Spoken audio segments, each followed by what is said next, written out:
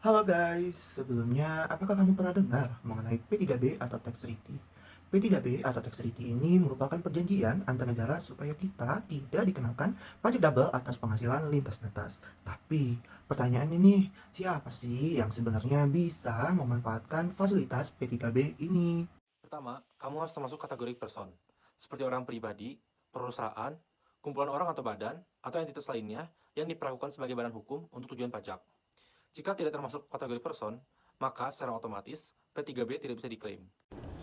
Yang kedua, kamu harus jadi residen, artinya benar-benar punya kewajiban pajak penuh alias liable to tax atas semua penghasilanmu.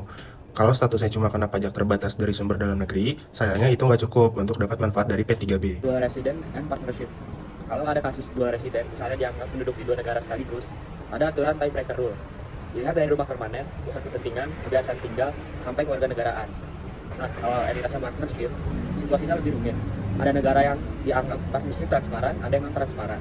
Beda perlakuan inilah yang sering bikin ribet soal siapa yang boleh pakai P3B. Jadi kesimpulannya hanya person yang berstatus residen dan liable to tax yang bisa benar-benar memanfaatkan P3B. Nah, kalau statusnya ganda itu bisa diselesaikan pakai tiebreaker dan entitas khusus harus jelas dulu perilakunya. Jadi P3B ini bukan sekedar potongan pajak, tapi juga alat untuk memastikan pajak supaya dia lebih adil dan bisa mengurangi risiko sengketa antar negara.